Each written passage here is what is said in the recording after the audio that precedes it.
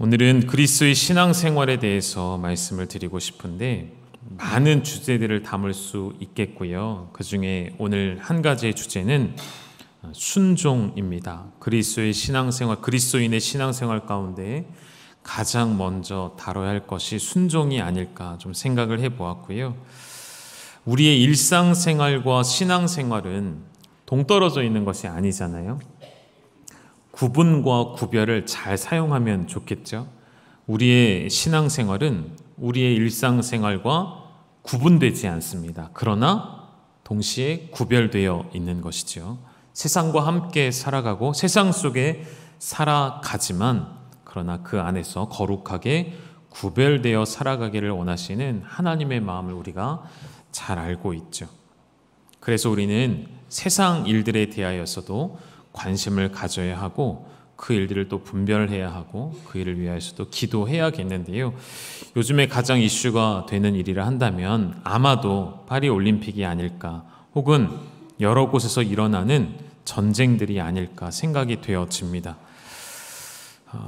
유난히 올해만큼은 이 올림픽에 대하여서 사람들의 관심이 좀 현저하게 떨어지는 것 같다는 생각을 해봅니다. 저뿐만이 아니라 제 주변에 있는 분들을 이야기해도 올림픽에 대해 이야기하는 분들이 별로 없더라고요.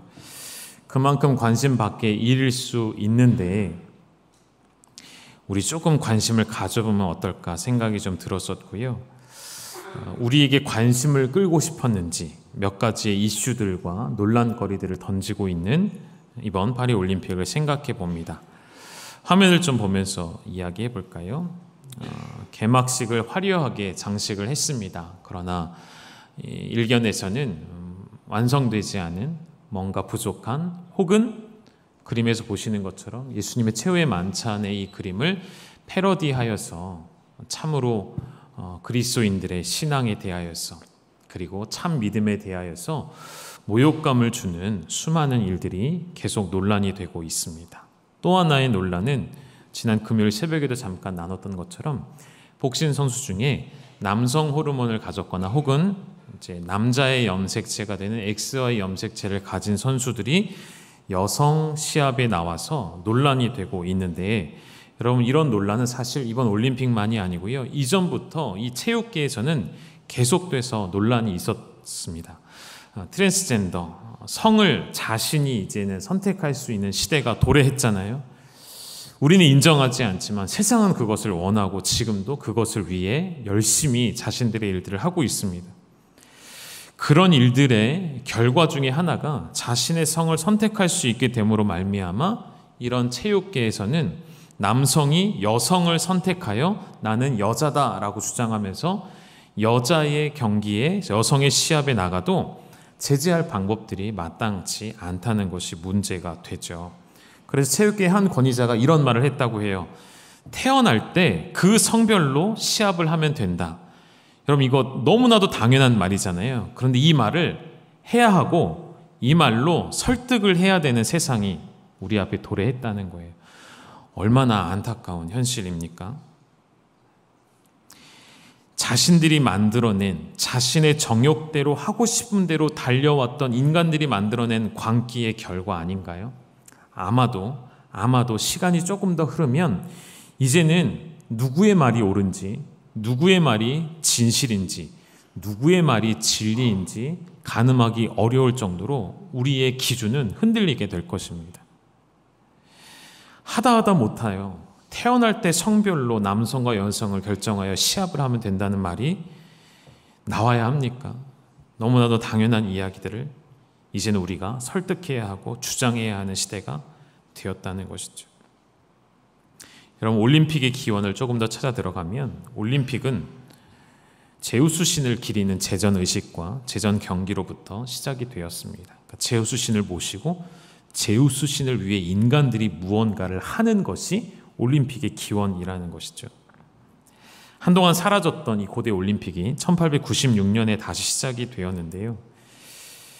이런 신을 섬기고 우상신을 섬기고 그 앞에서 신에게 무언가 잘 보여야만 하는 그런 의식들이 올림픽 안에 녹아져 있지 않을 수가 없습니다. 물론 오늘날에는 그 의미가 조금 더 발전해서 국가 간의 교류가 있고 스포츠맨십을 발휘하고 이런 여러 가지 의미들, 평화를 상징하는 의미들이 담겨져 있지만 그 안에는 결국 그 시작이 중요한 것을 우리가 알기 때문에 이러한 눈으로 올림픽을 또 볼 수 있고 분별해낼 수 있었으면 좋겠고요. 또 한 가지, 여러분 올림픽이 열릴 때마다 나오는 뒷이야기이죠. 선수들이 성병에 감염되는 것을 예방하려고 주최 측에서는 모든 선수들이 하루에 매일 2개씩 사용해도 남을 만큼의 양의 콘돔을 무료로 제공하고 있다고 합니다. 여러분 이거 벌써 오래된 이야기이죠. 이번 올림픽도 다를 것이 없습니다. 신체적으로 왕성한 성욕을 가진 이 10대, 20대의 선수들이 이곳에 와서 국적을 불문하고 성관계를 수없이 많이 갖는다는 것이죠. 여러분 이것이 올림픽이라는 아름다운 겉모습 이면에 감추어져 있는 음란함과 더러움과 우상을 섬기는 모습들이라는 것이죠. 그래서 생각을 해봤어요. 이번에 열렸던 개막식이 있었던 그 파리의 상징물 중에 하나가 에펠탑이잖아요. 그 에펠탑 앞에서 자행되어지는 수많은 동성애적인 요소들도 물론이고요. 하나님의 영광을 가리는 수없이 많은 죄악된 모습들이 너무나도 많이 쇼와 같이 나타났었죠. 그리고 말씀드렸던 이런 올림픽에서 반드시 나타나는 육체적 쾌락을 즐기는 성관계, 그리고 고대 올림픽의 목적이 되었던 제우스 신을 섬기는 제전 의식들, 이것들을 조합해 보면 두 가지가 좀 생각이 납니다. 하나는 창세기 11장에 나오는 바벨탑 사건이 생각이 나고요. 에펠탑을 보면서 그런 생각이 좀 들었고요.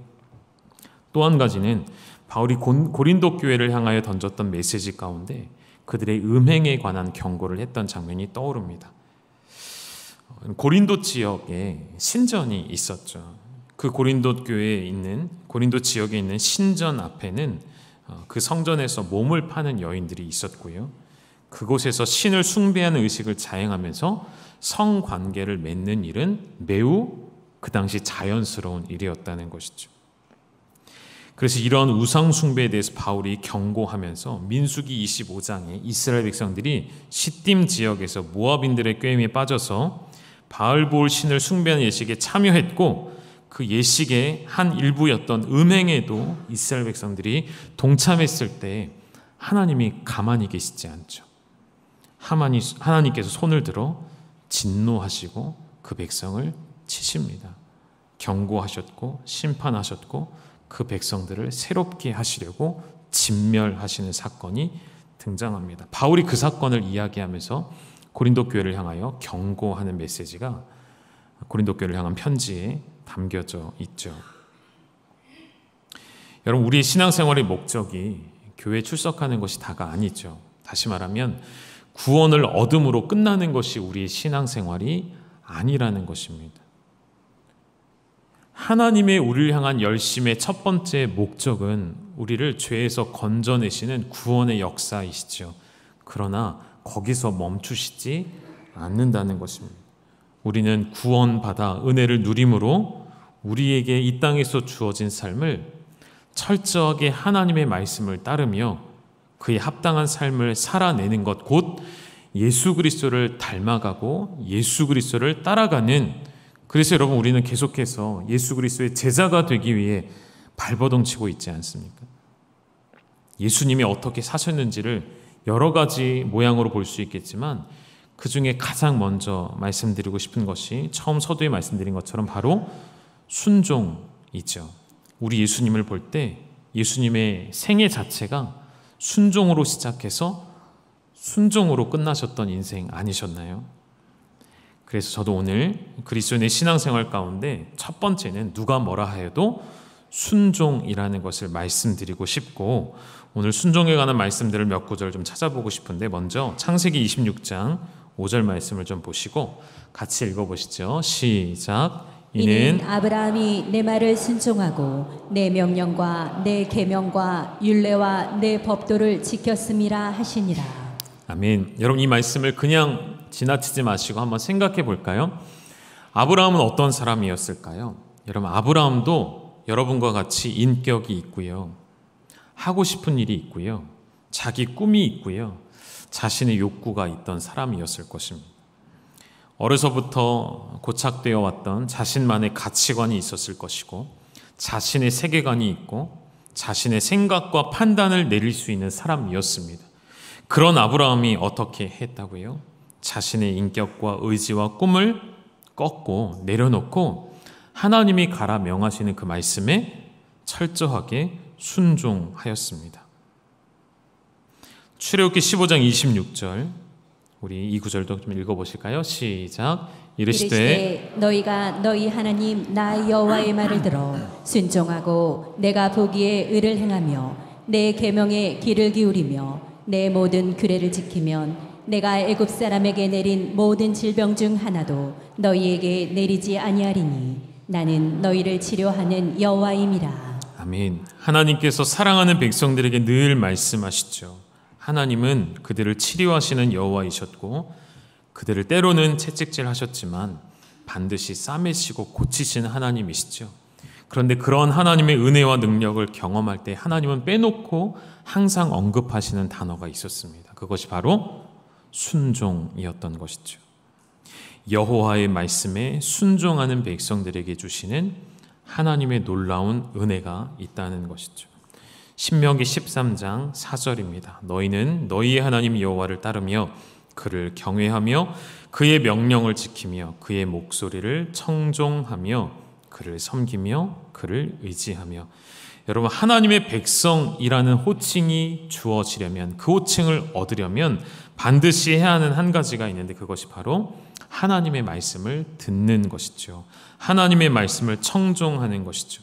하나님의 말씀을 청종하고 복종하고 순종하는 자들의 마음가짐은 하나님을 향한 경외심으로 가득 차 있어야 합니다. 다시 말하면 하나님을 경외하는 우리의 구체적인 행위, 예배일 수 있겠죠. 오늘 이 예배가 하나님을 온전히 경외하는 예배가 되어지려면 여러분, 누군가 여러분의 손을 끌고 와서 억지로 앉아드리는 예배가 되어서는 안 된다는 것입니다. 여러분의 하나님이 주신 의지로, 하나님이 주신 선한 양심으로, 여러분 안에, 여러분의 영혼 깊은 곳에 있는 참 하나님을 갈망하고 만나기를 원하시는 그 심정으로, 그 심령으로, 사모하는 마음으로 예배하는 것, 그것이 하나님이 기뻐 받으시는 온전한 경외함이 담겨져 있는 예배가 아닐까요? 순종 안에 담겨져 있는 자세는 여호와 하나님을 경외하는 마음이라는 것이고요. 여러분이 잘 아시는 사무엘상 15장 22절 같이 읽어주시죠. 시작. 사무엘이 이르되 여호와께서 번제와 다른 제사를 그의 목소리를 청종하는 것을 좋아하신같이 좋아하시겠나이까. 순종이 제사보다 낫고 듣는 것이 순양의 기름보다 나으니. 아멘. 하나님은 당신을 순종하는 중심이 빠진 예배, 아무리 화려한 예배, 아무리 잘 준비가 된 예배, 아무리 많은 사람이 모이는 예배, 기교가 있는 음악이 있고 세련된 설교가 있고 사람들 모두가 다 만족하는 예배가 될지라도 그 안에 하나님의 말씀에 대한 순종하는 마음이 없는 예배를 하나님은 받지 않으신다는 것이죠. 고린도후서 10장 4절과 5절 같이 읽어주시죠. 시작. 우리의 싸우는 무기는 육신에 속한 것이 아니요 오직 어떤 견고한 진도 무너뜨리는 하나님의 능력이라. 모든 이론을 무너뜨리며 하나님 아는 것을 대적하여 높아진 것을 다 무너뜨리고 모든 생각을 사로잡아 그리스도에게 복종하게 하니. 아멘. 중요한 말씀입니다. 여러분, 우리의 모든 생각을 이 세상에 하나님을 대적하여 높아진 모든 것을 다 무너뜨리며 동시에 모든 생각들을 사로잡아 그리스도에게 복종하게 하는 것이 우리의 원수들과 싸워 이길 수 있는 무기라는 것이죠. 조금 더 구체적으로 야고보서 4장 7절에 나와 있습니다. 이 말씀도 읽어주실까요? 시작. 그런즉 너희는 하나님께 복종할지어다. 마귀를 대적하라. 그리하면 너희를 피하리라. 아멘. 마귀와 싸워 이기는 방법은요, 마귀와의 전쟁 가운데 있는 것이 아니고요, 마귀 앞에서 무언가 답을 찾아 싸워 이기는 것이 아니고요, 마귀를 대적하여 이기는 방법은 무엇이라고요? 하나님께 복종하는 방법이라는 것입니다. 여러분, 순종이라는 이 단어는요, 수동적이고 피동적인 단어가 아니라는 거예요. 시키는 대로 하는 것, 그저 그것이 순종이 아니고요. 순종이라는 것은 매우 능동적인, 싸워 이길 수 있는 무기가 되어지는 하나님 우리에게 주신 영적인 선물이기도 하다는 것이죠. 순종이야말로 가장 힘있는 영적 전쟁의 무기가 됨을 믿으시기를 주님의 이름으로 축원합니다. 그래서 그 하나님의 말씀 앞에서 우리는 오직 순종하는 것이고요. 순종 안에 담겨진 우리의 자세는 무엇이라고요? 경외함으로, 하나님을 경외함으로 기꺼이 순종하는 모습이 저와 여러분 안에 날마다 나타나시기를 주님의 이름으로 축원드립니다. 오늘 이 순종과 관련하여서 오늘 예레미야서 본문을 읽은 것은 참 순종하지 않는 이스라엘 백성들의 모습을 보면서 우리의 모습을 좀 비추어 보고 싶어서입니다. 요즘에 우리가 예레미야서를 새벽마다 보고 계실 텐데 남유다의 역사 끝자락에 한 이상한 사건이 발생합니다. 오늘 43장의 소 제목이 어떻게 되어 있냐면 예레미야가 애굽으로 갔다라는 표현이 나와요. 이게 무슨 말인가? 소 제목만 보면 이해가 안 되겠지만 여러분 쭉 말씀을 읽어 오셨다면 어떤 사건인지 대략 아실 거예요. 간단히 설명을 드리면 지금 남유다의 백성들은 위기 가운데 있습니다. 바벨론의 침공, 그리고 그들이 유일하게 도피하여 살 수 있는 곳은 애굽, 이집트라고 생각을 하고 있었습니다. 그래서 그 이집트로 갈 때에 확신이 필요하죠. 확인이 필요하겠죠. 그래서 예레미야에게 요청을 합니다. 하나님의 말씀이 무엇이냐? 우리에게 알려주어라. 그렇게 이야기를 듣고도 그들은 결국 내려가게 되어지는데 이 애굽 땅에 내려갈 때에 이 요하난과 그 무리가 예레미야까지 거느리고 갔다라고 성경은 오늘 표현하고 있거든요. 예레미야를 데리고 간 것이죠. 왜 예레미야를 데리고 갔을까요? 분명히 예레미야 입을 통해 하나님은 가지 말라라고 하셨는데 두 가지 이유가 있을 것이라 생각이 되었습니다. 하나는 요하난과 그 무리들이 자신의 이야기들을 합리화시키고 싶었을 것이고요. 또 한 가지는 여전히 불안해서 아닐까요? 여전히 불안했기에 하나님의 말씀을 대언하고 있는 예레미야가 필요했던 것이겠죠. 그래서 이 43장의 제목이 예레미야가 애굽으로 갔다라는 표현이 나오는 것이죠. 우리 43장 1절의 말씀을 좀 띄워주실까요? 예레미야 입을 통해 하나님의 모든 말씀이 42장까지 쭉 나왔습니다. 43장 1절에는 모든 말씀이 맞춰졌다라고 되어 있는데 먼저 이 말씀을 듣는 대상은 누구이냐면 박스를 쳐놨는데요. 모든 백성이에요. 예외 없이 하나님의 모든 백성들은 하나님의 말씀을 들어야 합니다. 하나님이 어떤 말씀이냐면 밑에 뭐라고 되어 있냐면 모든 말씀이라고 되어 있습니다.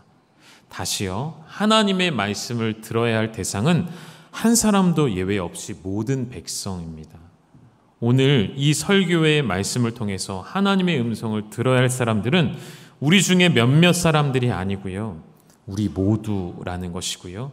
하나님의 몇몇 말씀들이 아니라 하나님의 모든 말씀들을 우리는 받아 들어야 한다는 것이죠. 내 기호에 따라 취사 선택하는 말씀이 아니라 내가 듣고 싶은 말씀만 찾아 듣는 것이 아니라 어떤 말씀이든지 들어야 합니다. 우리 마음에 좋든지 안 좋든지 이 표현을 잘 기억하십시오. 내 마음에 좋든지 안 좋든지 하나님 말씀에 전적으로 순종하는 자세가 우리에게 필요한데요. 이 말씀이 맞춰졌다라고 1절 끝에 나와 있죠. 모든 백성에게 하시는 모든 말씀이 맞춰졌다. 그럼 여기서 이제 더 이상 하나님의 말씀은 없는 거예요. 여지가 없는 거예요. 마침표가 찍혔고 하나님의 말씀은 이대로 이루어질 것이라는 뜻이 담겨져 있겠죠.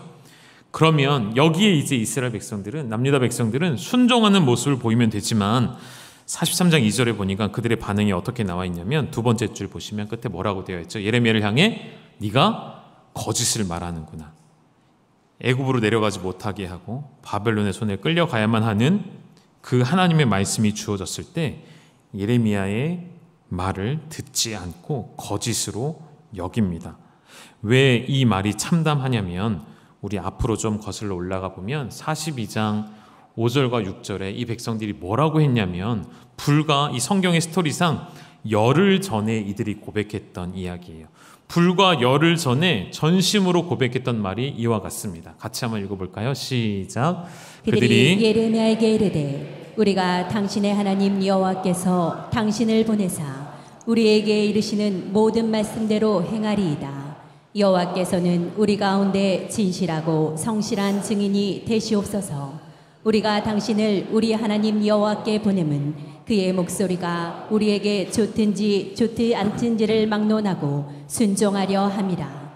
우리가 우리 하나님 여호와의 목소리를 순종하면 우리에게 복이 있으리이다 하니라.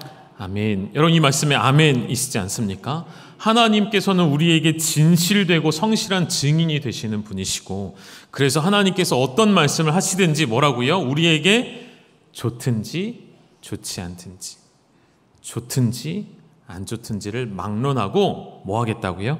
순종하겠습니다 라고 말한 지 열흘이 채 되지 않아 열흘 만에 그들은 예레미야를 향해 네가 거짓을 말하는구나.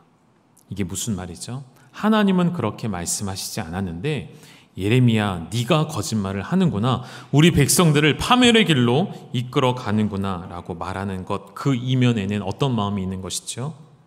마치 이방 민족들이 자신이 원하는 신을 조각하여 만들어 놓고 그 신들에게 경배하며 절하며 내가 이만큼 공을 들였으니 너 우상은 나에게 이만큼의 복을 주어야 한다라고 말하는 것과 똑같지 않습니까? 이스라엘 백성들이, 선택받은 남유다의 백성들이 마치 하나님을 우상 조각 다루듯이 대하고 있는 참담한 죄악이라는 것이죠. 여러분 이러한 죄악, 이러한 마음가짐이 아무것도 아닌 것이 아닙니다. 이러한 죄악들이 결국 북이스라엘을 남유다를 패망시킨 가장 중요한 죄악의 원인이 되었던 것이죠. 여러분 우리 하나님을 우리는 어떻게 생각하며 어떤 분으로 여기고 계십니까? 내가 원하는 답을 내놓는 분으로 착각하고 계시다면 하나님이 우리에게 말씀하실 때마다 하나님 그거 말고요 내가 원하는 답이 있잖아요 라는 생각이 우리 안에 여전히 있지 않으십니까? 43장 4절에 그들은 결국 하나님의 말씀을 불순종하게 되어지죠.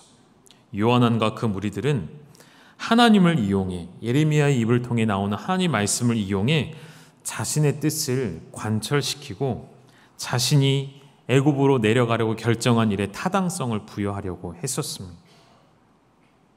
그런 그들을 향해 43장 1절에 아까 모든 백성이라는 표현이 나왔잖아요. 43장 2절에는 그들을 향해 호칭이 바뀌어요.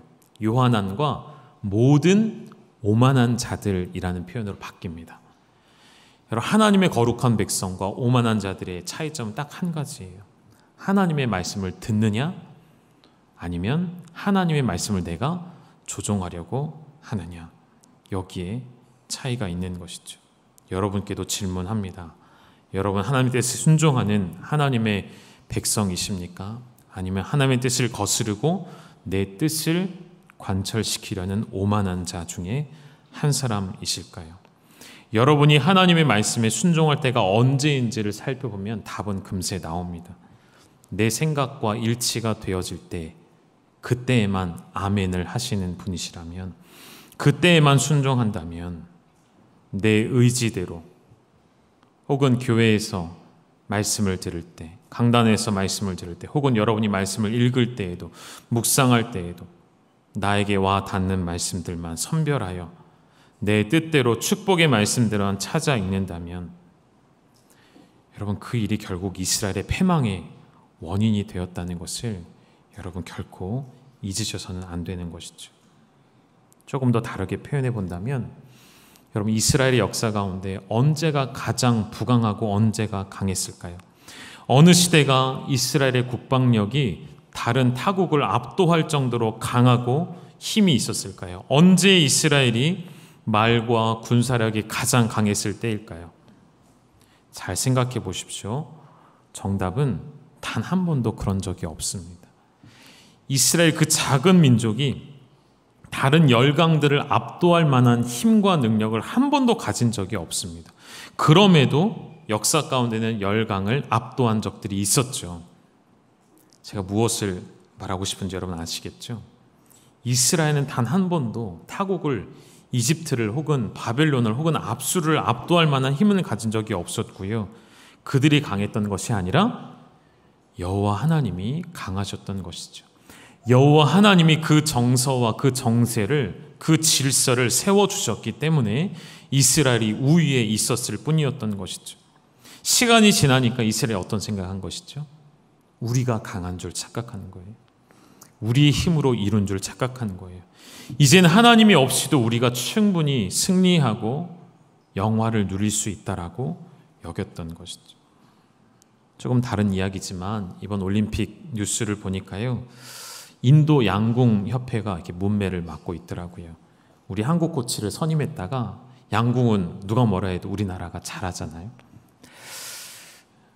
한국 코치를 선임했다가 그 인도 양궁협회에서 열심히 훈련을 하면서 파리 올림픽에 들어오는 그날, 입국하는 그날 우리 한국인 코치의 아이디를 발급해 주지 않아서 들어오지도 못했대요.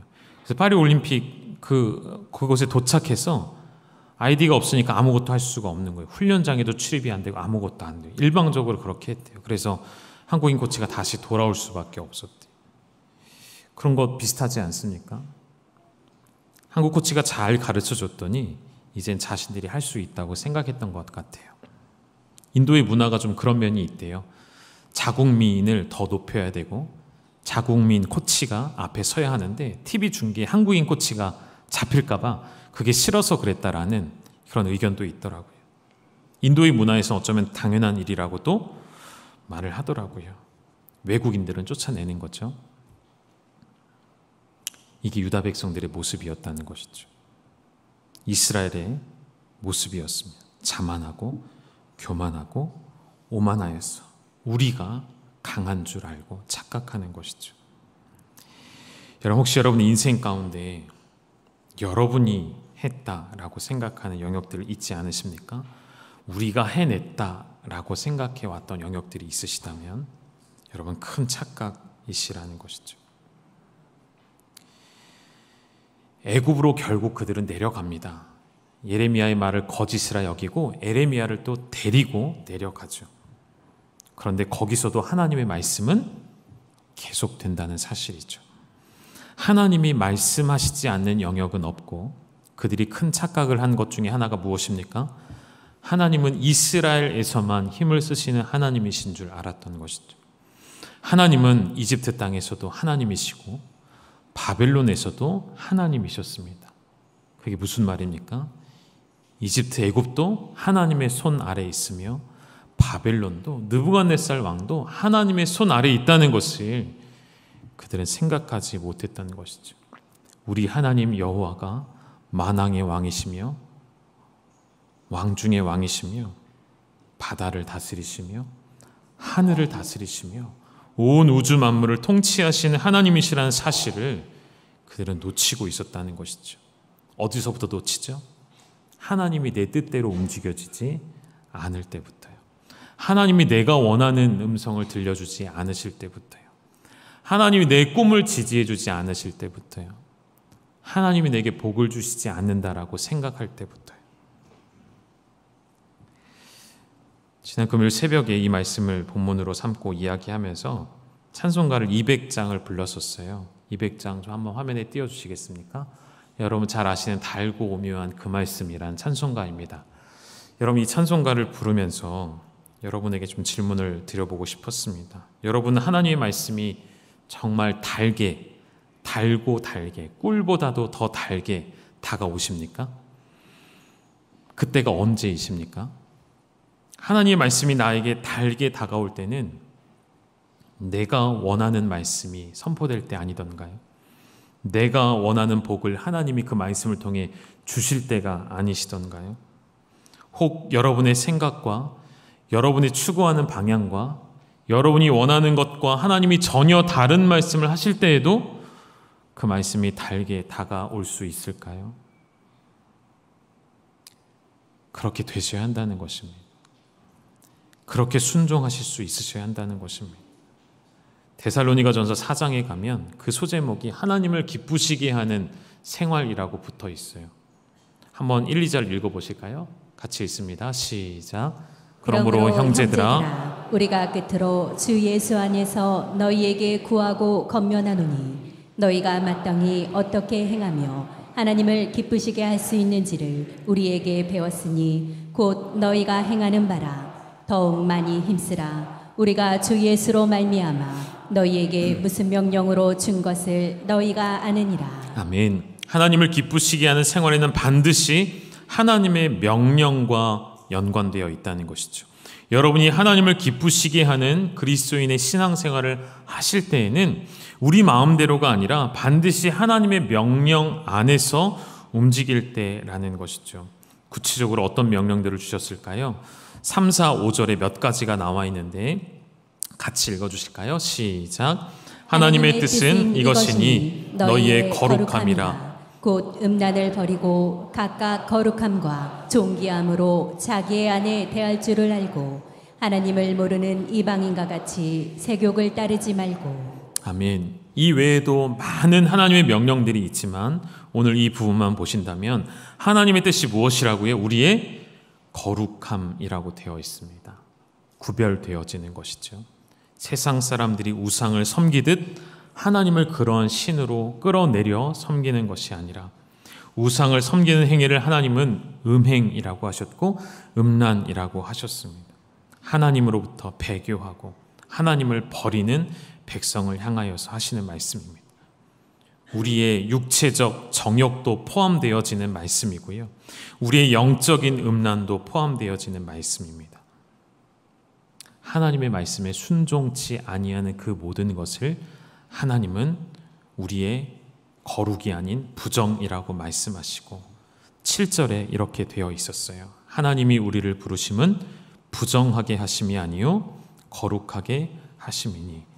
오늘도 하나님은 우리를 거룩하게 구별하여 사랑하는 자녀 삼으시고 하나님의 뜻을 이루어 드리는 백성이 되게 하시려고 우리에게 명령하십니다. 우리에게 말씀을 주십니다. 그 말씀 앞에 여러분 홀로 서셨으면 좋겠어요. 여러분 말씀 앞에 홀로 선다는 것은 주변 상황을 인식하지 않는다는 의미 아닐까요? 말씀 앞에 홀로 선다는 것은 사람을 찾거나 사람을 의지하지 않는다는 표현이 아닐까요? 저는 그런 것 같아요. 말씀은 언제나 홀로 서는 것입니다. 말씀 앞에는 오직 하나님과 나 외에는 없어요. 그 말씀 앞에서 여러분 홀로 반응하셔야 합니다. 오늘 부를 찬양의 가사에도요. 말씀 앞에 주께 홀로 섭니다 라는 찬양의 가사가 나오거든요. 홀로 서는 것, 다른 핑계거리가 없습니다. 다른 환경이 나를 짓누를 수 없습니다. 오직 그 말씀 앞에 나 홀로서 거룩하게 하신 그 뜻을 따라 거룩하게 살아갈 수 있는 힘과 능력을 따라 살아내시는 그리스도인의 순종하시는 신앙생활이 다 되시기를 주님의 이름으로 축원합니다. 함께 기도하시겠습니다. 하나님 아버지, 오늘 우리가 하나님의 말씀에 순종한다는 것이 무엇인지 생각해 보았습니다. 반대로 우리가 얼마나 하나님의 말씀에 순종할 수 없는지를 또한 생각해 봅니다.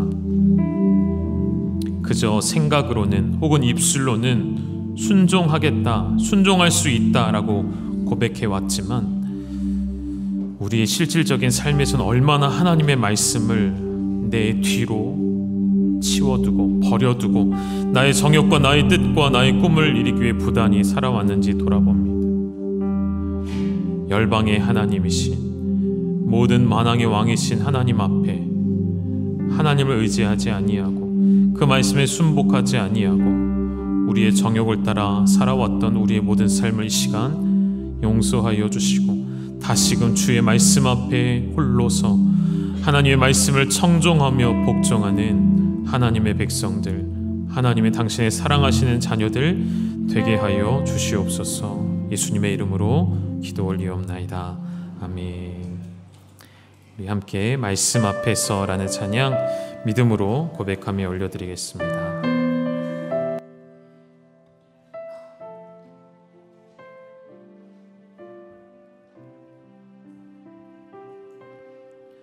말씀 앞에서 경외함으로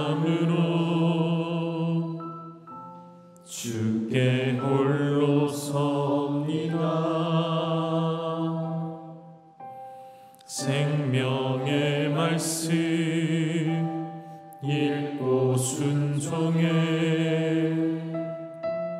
주를 예배합니다. 다시 한번 고백하실까요? 말씀 앞에서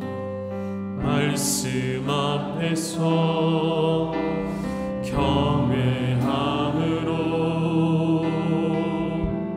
주께 홀로 섭니다.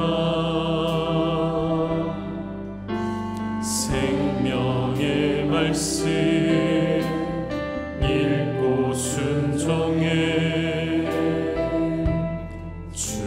우리 다시 한번 고백합니다. 말씀 앞에서 우리 자리에서 일어나 고백하실까요? 말씀 앞에서 경외함으로 주께 홀로 섭니다. 생명의 말씀 읽고 순종해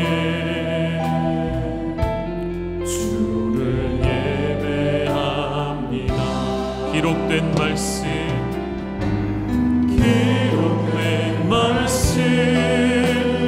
힘이 있어서 진리로 우리 거룩게 하며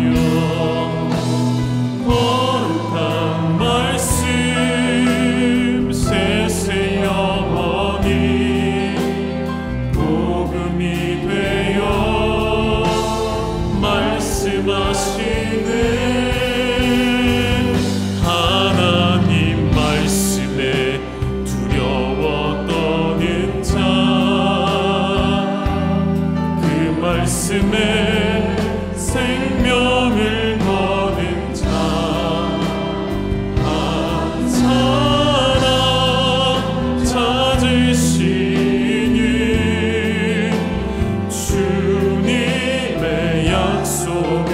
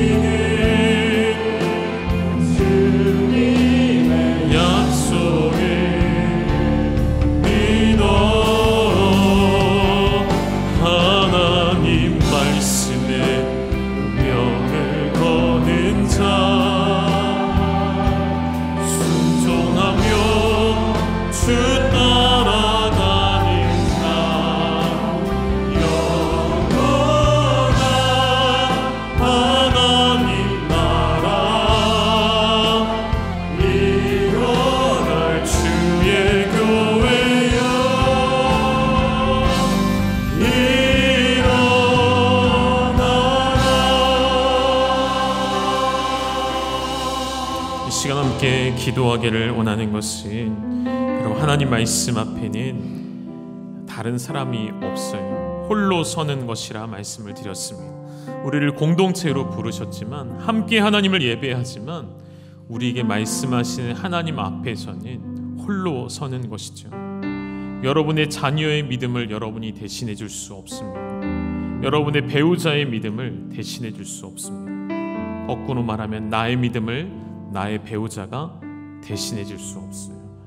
오늘 이 자리에 하나님 앞에 고개 숙이신, 하나님 앞에 일어나 찬양하며 고백하신 우리 사랑하는 모든 열방의 가족들 한 사람 한 사람이 하나님 말씀 앞에 홀로 서셔서 그 말씀 앞에 두려워 떨며 그 말씀을 경외하며 그 말씀에 생명을 걸고 하나님 말씀에 순종하여 주님 따라가는 그 하나님의 우리를 향하신 뜻과 계획을 이루어드리는 그러한 하나님의 백성들이 되기를 이 시간 아버지 앞에, 하나님 앞에 간절히 구하며 나의 정욕을 뒤로하고 나의 뜻을 뒤로하고 하나님 말씀에만 순종하기를 결단하는 우리의 삶이 되어지도록 이 시간 우리 주의 이름을 한번 크게 부르짖으시고 함께 통성으로 기도하시겠습니다. 주여, 하나님 나에게 말씀하여 주실 때에 그 말씀 앞에 내가 홀로 섭니다. 하나님 말씀 앞에 내 영혼 홀로 섭니다. 그 말씀을 내가 듣고 청정하며 순종하기를 원하오니 주님 우리에게 말씀하여 주시옵소서. 그 말씀 앞에 경외함으로 순종함으로 그 말씀 앞에 두려워 떠는 자가 되기를 원하며 그 말씀 앞에만 생명을 거는 자가 되어지기를 원하오니 아버지 하나님